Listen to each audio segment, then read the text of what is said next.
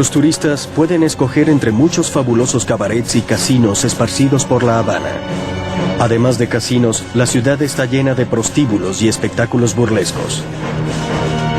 En Cuba había espectáculos burlescos, había casas de prostitución que, si bien no eran legales, al menos el gobierno hacía caso omiso.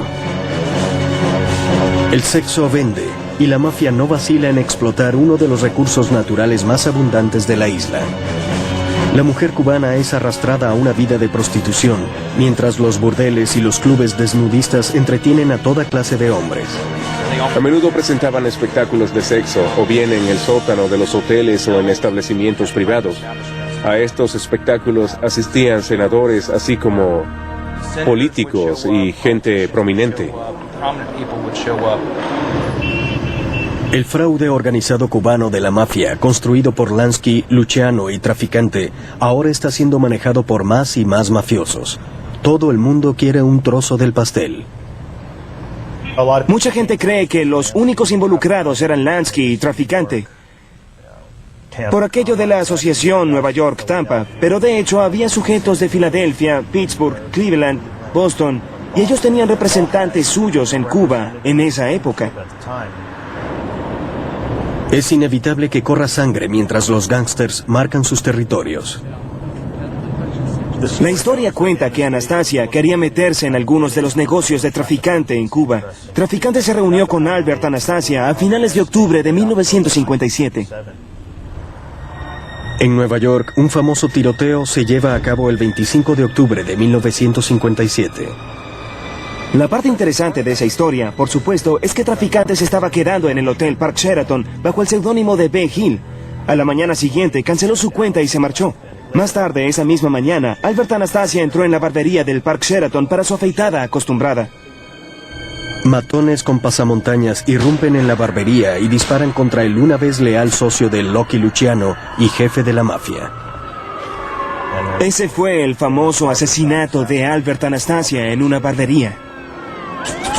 La mafia se está despedazando.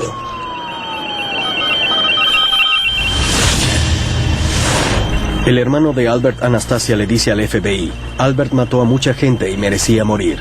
Reporte de un agente especial del FBI. Debido a la investigación federal de la mafia y las disputas internas, otra reunión secreta entre los jefes de la mafia es convocada en las afueras de Nueva York. Lansky envía a su mano derecha, Santo Traficante, en representación de sus negocios cubanos. Alguien avisó a una agencia del orden público que se iba a llevar a cabo una reunión. De hecho, eso fue lo que pasó. Hubo una reunión entre varios jefes de las familias involucradas, y lo que ocurrió es que al final, cuando fueron arrestados, todo salió a la luz pública. Muchos son arrestados. La mafia es descubierta y humillada, y los mafiosos estadounidenses se ocultan. A salvo de los arrestos en Nueva York, Lansky se concentra en La Habana. 1957. La industria del turismo de La Habana parece crecer y mejorar cada año. Batista y Lansky planean aumentar las apuestas con un proyecto nuevo, un proyecto que será el logro supremo de ambos. Una de las cosas que Lansky y Batista decidieron que debían hacer era organizarse para construir edificaciones más parecidas a las de Miami. Y la respuesta fue el Riviera, que fue el único casino construido desde cero y controlado por el crimen organizado.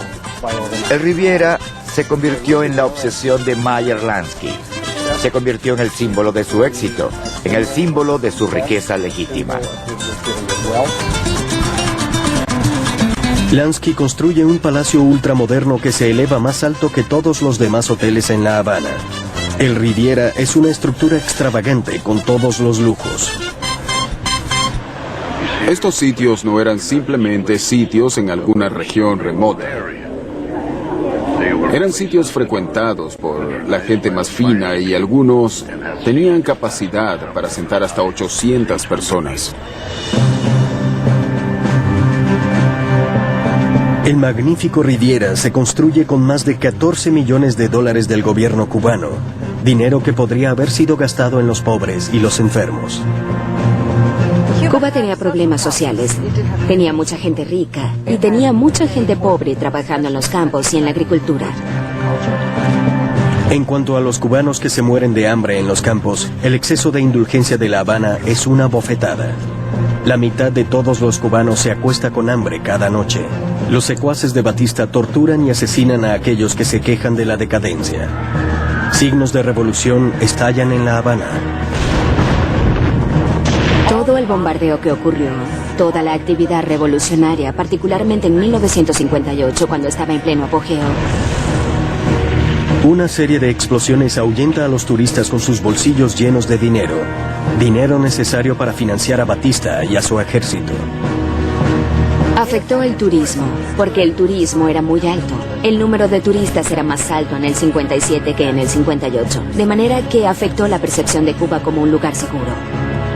Los años 50 son años llenos de prosperidad para la mafia y Batista. Pero sus excesos solo hacen enfurecer a las pobres masas cubanas. Y los pobres acuden a un hombre que sacudirá al gobierno corrupto de Cuba. Para la mafia, el tiempo comienza a agotarse. 1957. En La Habana las cosas van muy bien. Los hoteles y casinos producen millones de dólares para los líderes del crimen organizado. El éxito es tan grande que todos quieren un trozo del pastel. No les podía ir mejor, es decir, el dinero les llovía. Tenían el Sanssouci, el Hotel Nacional, el Club 21, el dinero les llovía. Para nada querían que eso terminara en ese momento, querían seguir sin parar. Pero, al rasgar la ostentosa superficie de los casinos, aparece la opresión que imponen Batista y sus secuaces militares. Después del golpe de Estado de Batista en 1952, se desarrollaron protestas sociales y políticas en contra de este hombre que arbitrariamente había tomado la presidencia. Estas protestas aumentan a mediados de los 50, dirigidas por estudiantes universitarios y por muchos otros. Para finales de 1956 y a través de 1957 y 1958, también se desarrollan rebeliones en varias regiones de las sierras en diferentes partes de Cuba. 1958. El estilo de gobernar de Batista y su confabulación con los gángsters llevan al límite al pueblo cubano, que se rehúsa a seguir soportando más. La gente estaba cansada de Batista, por lo que estaba lista para un cambio, y pudo haber sido cualquiera. La gente tenía enormes esperanzas en Fidel Castro. Fidel Castro y sus rebeldes están en guerra y no se detendrán hasta que Batista y los padrinos de La Habana, como Meyer Lansky y Santo Traficante, se hayan ido. Santo no consideraba a Fidel Castro, ni a los revolucionarios, ni las guerrillas como una amenaza. De hecho, le suministraba dinero. Él sabía que estaban arriba en los cerros, pero nunca pensó que bajarían y comandarían una revolución. Santo era muy listo, apoyaba a ambos bandos. La mafia blinda sus apuestas. Le suministraban armas a Castro, financiaban a Castro. Al mismo tiempo, financiaban a Batista y al ejército que apoyaba al gobierno. Ellos se decían, si Castro llega al poder, estará en deuda con nosotros porque lo ayudamos. Y si Batista vence, también estará en deuda con nosotros porque lo ayudamos. El socio de Santo Traficante hijo le ofrece a Joe DiMaggio de los Yankees ser testaferro de un casino cubano. DiMaggio se rehúsa. Batista, el protector de la mafia, lucha por mantenerse en el poder. Su ejército es corrupto, se está desmoronando. Para finales de los 50, el país está listo para el cambio. A mediados de 1958, Batista decide lanzar una ofensiva general, más de 10.000 tropas, tanques, equipos motorizados, contra las fuerzas de Castro en el este de Cuba, muchos de los cuales no quieren combatir. La ofensiva general es un desastre. Las tropas se retiran, muchas se rinden.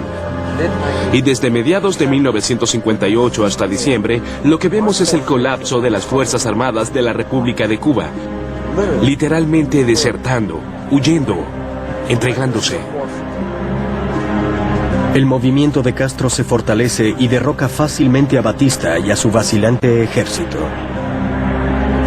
Batista decide que no luchará, sobre todo con un ejército que realmente no lo apoya.